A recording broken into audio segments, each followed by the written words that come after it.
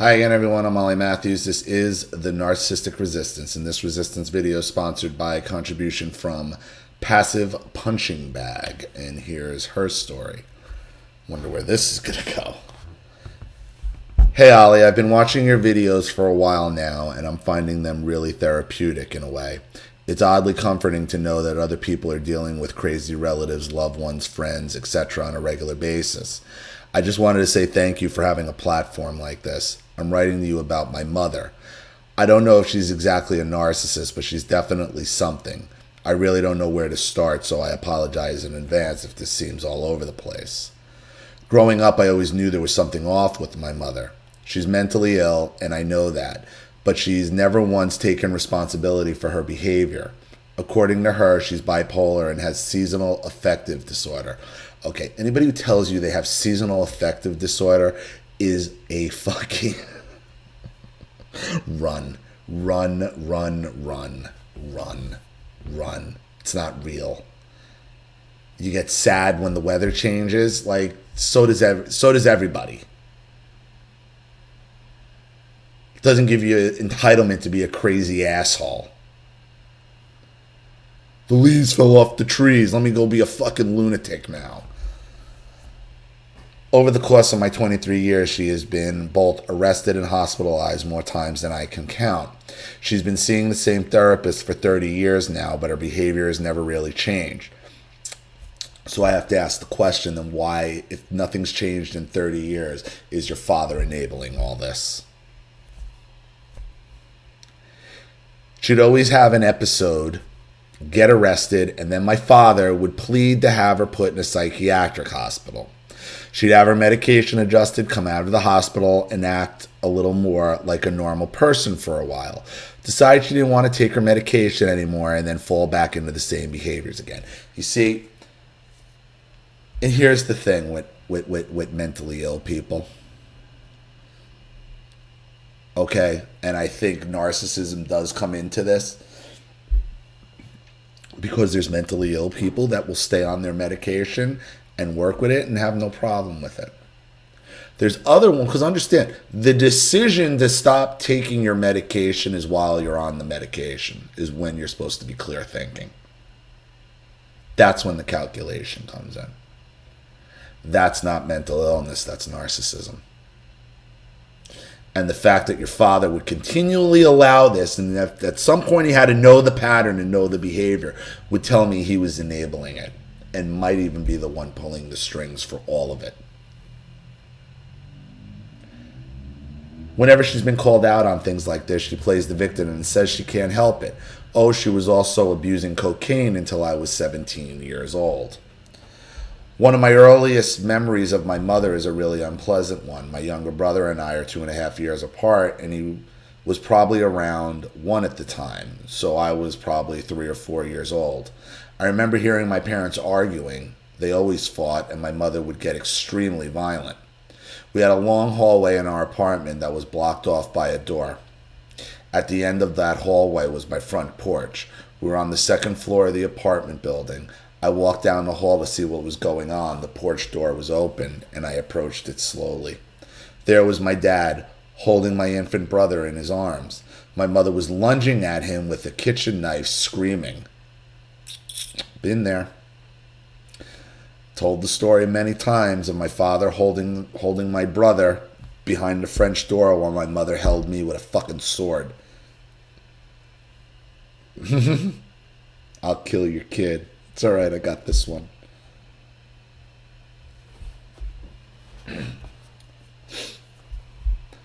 My memory of this event is a little spotty. I'm pretty positive she missed.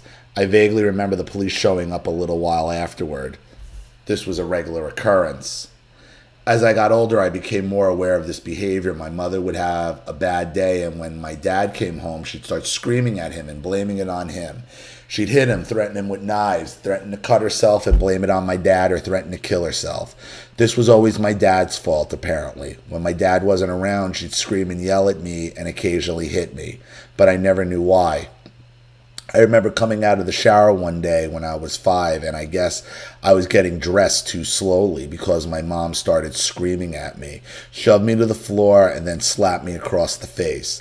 When I started to cry, she hit me with her favorite line, "Stop crying or I'll give you something to cry about." Stop crying or I'll give you a reason to cry. Yep.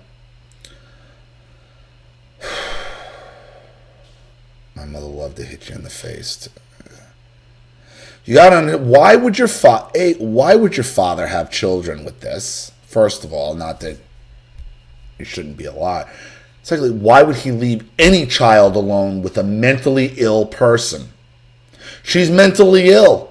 She's going till he leaves his children with this woman alone. Sorry.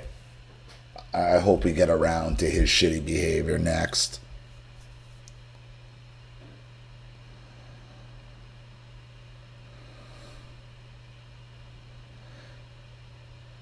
When she wasn't wreaking havoc in the house, she'd be disappearing for up to a week at a time with no explanation. My brother and I were probably around 6 and 8 when it started to be a normal occurrence. She'd get angry, start verbally and physically abusing my dad and I, but never my brother, and disappear. Because you never hit the boy like that because she needs him to take care of her. She's probably looking to make him into her son husband. I now know that she was cheating. She was usually out cheating on my dad and doing drugs. She'd then come back after however long she was missing and act like nothing happened. When my dad or I got upset, the tirades would begin and she'd blame us, saying that she hates this family. This really got to me. I was never a bedwetter as a little kid, but I started wetting the bed every night when I was 10. Oh, by the way, the rages are probably brought on by cocaine. Sounds like coke fits as well. Doesn't help. She was a cokehead until 17. She'd make fun of it for me, verbally abuse me, and hit me. Now I know that bedwetting was a result of all the stress I was under. We lived in a really bad neighborhood up until I was 13 years old. There was one specific incident in which my mom decided she wanted to have a mom and daughter day and loaded me into the car. I was 11 at the time. She drove to a convenience store in a particularly bad part of the neighborhood and parked the car, saying she needed to get a pack of cigarettes. She told me to wait in the car and that she'd be right back. I remember her taking the keys with her. Well, I waited and waited and waited. After an hour, there was still no sign of her. I tried calling her, but she didn't answer. Upset, I left the car and walked home. When I got in the front door, my dad asked me where she went. I told him I don't know. I told my dad where to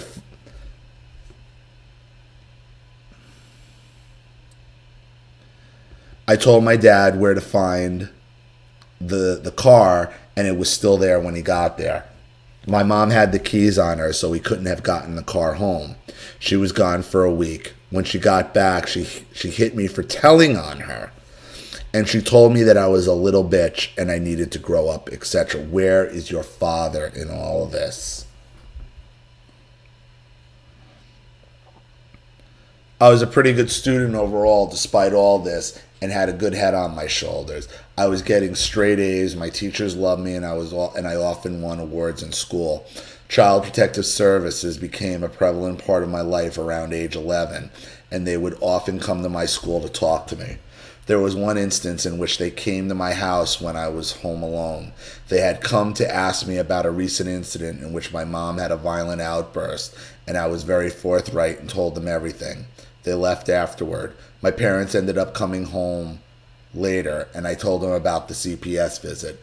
My mother was pissed about me telling the truth and slapped me across the face a few times. She told me that I should never tell them anything and that they'd take me away and send me somewhere where no one loves me, and then I'd end up just like her. My dad got her away from me, and she ended up leaving. He then sat me down calmly and told them what my mom had told me. I must never tell them anything. I was confused, but from that day forward, I lied every time CPS came to me afterward. Fuck your father. Fuck your father. cuck, cuck enabler.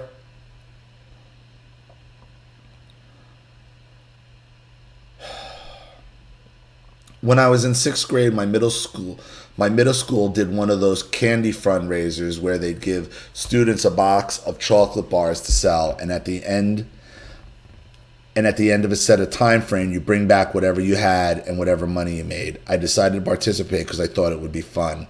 I ended up selling all of my chocolate a week before the deadline and was really proud of myself. I planned on bringing my box and the money back early since I had nothing left to do. Upon going to count the money the night before I planned on bringing it back, I was heartbroken to find it was all gone. My mother admitted to taking it, and I was upset and crying because I knew I'd get in trouble at school. Well, she's a cokehead. She screamed at me for being a baby and slapped me across the face, saying, "Stop crying or I'll give you a reason to cry." She never apologized or admitted what she did was wrong. Luckily for me, my father was able to replace it before the deadline. When I was 12, my sister came to live with us. Thinking back on it, I can't help but to be furious over how the system failed her. She was my half-sister on my dad's side, and I had been living with her biological mother who would beat her. Why they let her come live with my verbally and physically abusive mother and weirdly passive father is beyond me. She was an attention-seeking type and had a bit of a stealing habit. She'd also constantly seek male attention. My mother would target her a lot, calling her a slut, a bitch, a whore, and loved to say, "This is why your mom never loved you." She was 14 at the time. I would frequently defend my sister and then tell my mother. Then my mother would lash out at me too. All the while, she never said a mean word to my younger brother or laid a hand on him. When I was 13, we moved out of our bad neighborhood and into a good one.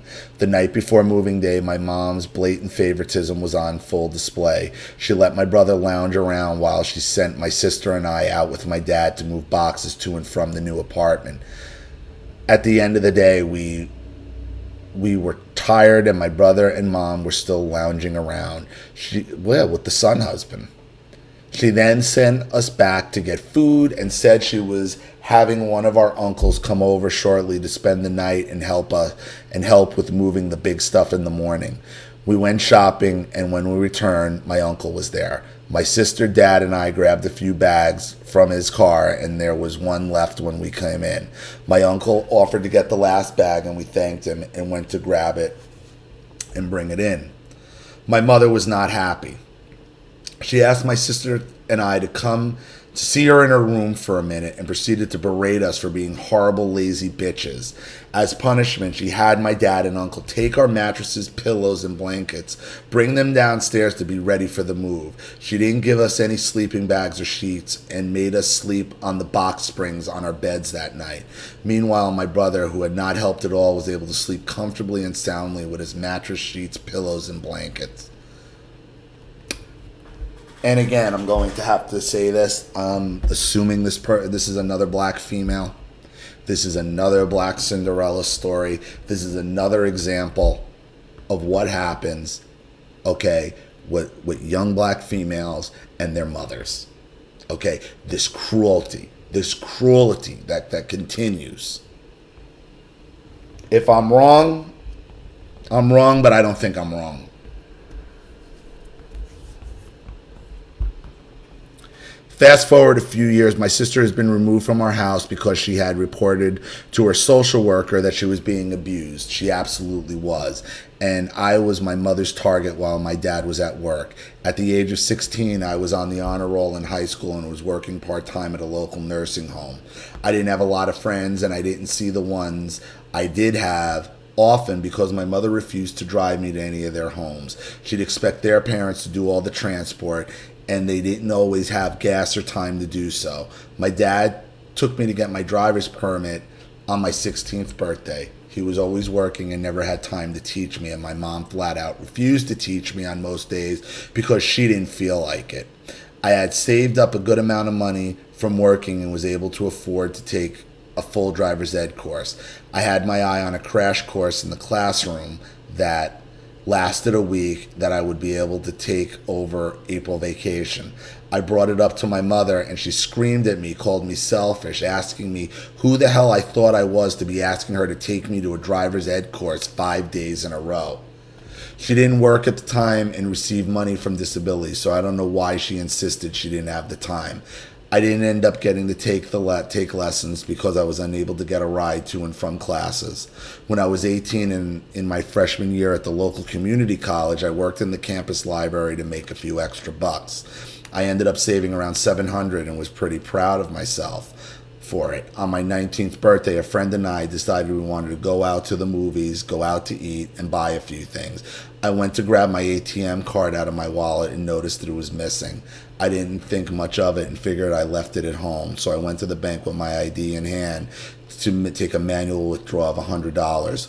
When the teller told me that I didn't have the money, I told her it had to be a mistake, and I asked how much I had in my account. Exactly, $20. I couldn't believe it because I had been saving up for so long and never really spent any money. I didn't end up taking anything out because I asked if I could get my bank statement for the past month. Then I called my mom because I had a gut feeling and asked if she'd seen my bank card. She replied by telling me that she had it and forgot to put it back in my wallet this time. Flabbergasted, I asked what she meant by this time, and she went off on me, telling me it's none of my business. I didn't want to fight her, so I just went home and looked through my statement. A bunch of withdrawals had been made by her. All the money was gone. I never gave her my PIN number, so she must have guessed it. That was my fault for choosing such an easy PIN. I spent a long time crying over it, and as expected, my mom gave me my card back, but never apologized, brought up what she did, or paid me back. My dad ended up paying me back out of his tax return later that year.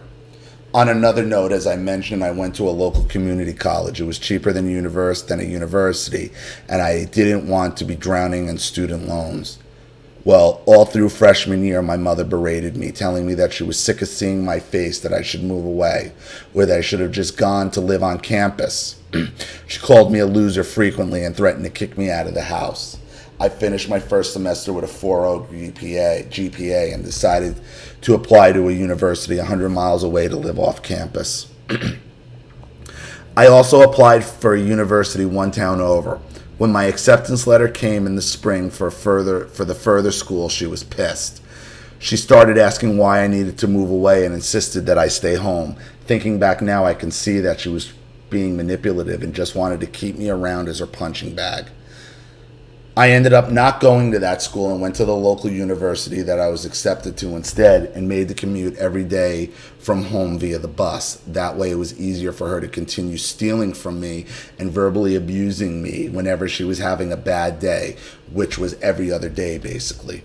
One night she even took a sheet of chicken that she was baking in the oven and threw it at me because she was upset it was cooking too slowly. While attending my local university, I picked up a job at a local drugstore. I was working about 30 hours a week and taking 5 college courses, so I was able to stay out of the house a lot. While working at the drugstore, I met a man who I ended up dating and I am still with to this day. 4 years later, we live together now, and I'm faced with the choice of whether or not I should go no contact with my mother. I don't know what you're choosing about. I don't know what the choice is. When we first started dating, she was fine with it. But as things got more serious, she started getting more intense. My boyfriend and I would get together once a week on Sundays for a few hours after work because it's the only time that worked with our school and work schedules. I was around less, and she wasn't liking it. She started making up arbitrary tasks for me to do, lessen our time, and threatened to kick me out of the house if I didn't comply. As more time went on, I realized that these were empty threats because she didn't want to lose her punching bag. A year ago, I graduated from college in a well-paying job, and my boyfriend and I were able to get a place together. My mother tried to talk me out of moving away, of course, but that's another story for another day. The story was really long, so I'll stop for now. I want to thank you so much for taking the time to read this, and I'll write to you again about more of these crazy antics. Best, passive punching bag.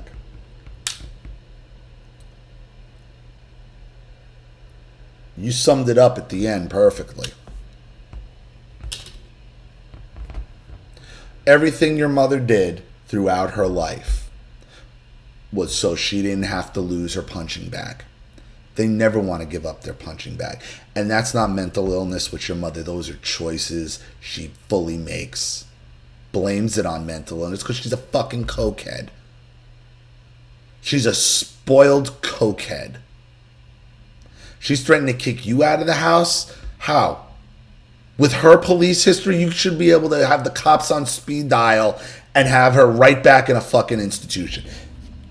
The problem here, as violent and as fucked up as she is, isn't her. She's the symptom. The real problem is your father for allowing this.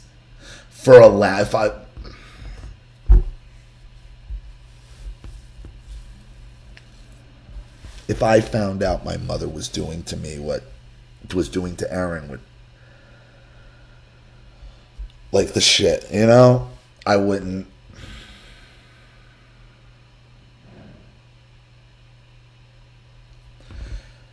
Not only do you have to go no contact with your mother, you got to go no contact with your father and your golden child brother. Anybody who allows this and continues to be around these people, because your father enables it, allows his daughter to get stolen from, keeps her around. Why did your father allow you? If your father gave a fuck about you, he would have driven you to the fucking university himself. He would have taken you himself to get driver's license. He didn't. Why? Because he wanted to keep you as the punching bag as well. He's just as much to blame as she is. And don't ever forget that. Don't ever forget that. He's just as much to blame as she is. But understand, her tactics are all about her not wanting to lose her punching bag. The narcissist never wants to lose their punching bag. So, I hope that helps. Thank you so much for your contribution and your story. Thank you to everybody watching. Please leave any opinions or advice in the comments section below. And again, if you want your story read on the channel, if you have a topic you'd like me to cover, a narcissist you'd like to expose, you'd like to set up Skype, a phone call, have a private video made, or a Facebook live chat, or you'd like to sponsor a video for someone who needs help and can't afford it, or you would like to just make a contribution to the channel in general to help it expand and grow, because remember, this channel is sponsored 100% by contributions from all of you. Without you, this all goes away. So if you like what you see here and you want to see more of it, you know what to do with the PayPal and email links in the description box. Also, please like and share this video wherever you can. Subscribe to my channel if you haven't, and be sure to click the subscription bell to be notified of all my video uploads. I'm Ollie Matthews. This has been The Narcissistic Resistance. Take care.